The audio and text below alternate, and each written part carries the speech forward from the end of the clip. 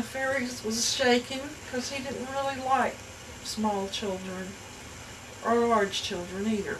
And he was flitting around going, well, are you going to bake the cake or what? And she said, yes, but I'm going to have to take it home. Would you mind watching my husband and my baby while I'm gone?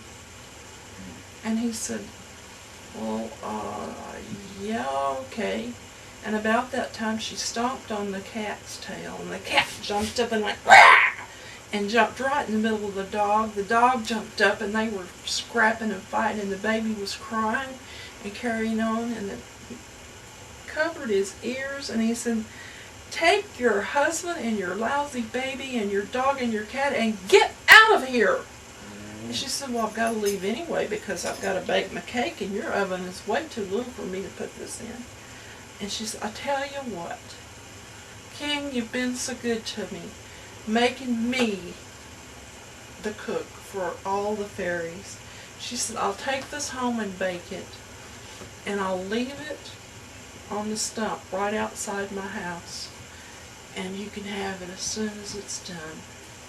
And he said, oh, that's a really good deal. Now take your husband and your baby and your dog and your cat and all your pots and pans. And she said, well, I'll need some help. And so the fairies all gathered up all the dirty dishes, and they brought them home to her.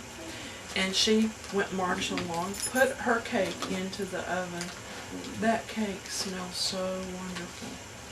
Every mouth in that village was watering. Jack was looking at his wife with all the love of a man who could eat an entire chocolate cake.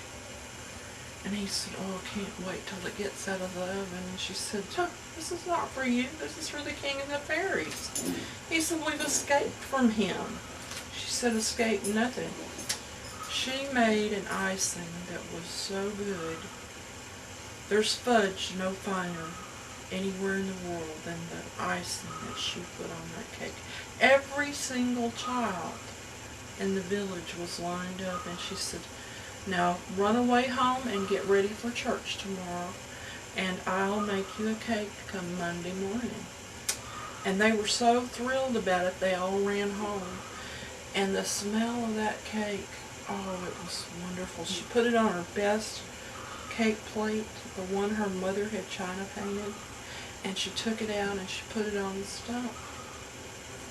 Now in the morning, when her husband woke up, all he could think about was that chocolate cake that they had taken out and put on the stump. And he told her, he said, Janet, that was the stupidest thing. He said, as soon as your back was turned, you know that one of those kids came in and stole that cake. He said, and I could tell you which one it was, and you wouldn't even let me have a taste of it. And she said, nope.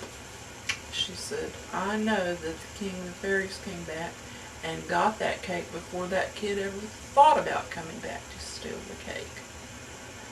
They went outside, and there was her beautiful cake plate, totally empty, not a crumb on it anywhere. But there was something on it. It was a little bag, and in that bag was gold. Now this gold was not fairy gold, it was real gold.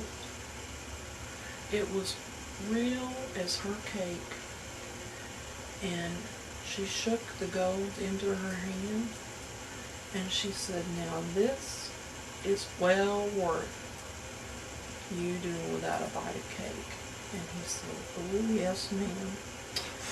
And so every Saturday she made a cake and she put it out on the stump. And every Saturday, Sunday morning would come, and she'd go out, and there would be the money.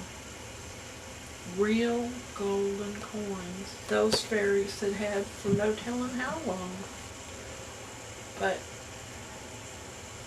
they decided that they wouldn't talk about the money, and they wouldn't use it for themselves. So when somebody's husband died and they needed a little help, well, on their steps they would find a little bag of golden coins. Or if some child was especially bright and wanted to go off to college, or off to cooking school or plumber school, they would find a few coins wrapped up in a handkerchief. And they never told their secret. And they never left their little village. But the little village became a happy, happy place because on Saturdays she cooked for the king and the fairies. But on Monday morning, she got up every Monday morning and she made a great big cake. Chocolate cake. And every kid in the village would stop by at lunchtime to get their piece of cake. But she always saved a big piece for her love of all her life, Jack. And that's the end of the story.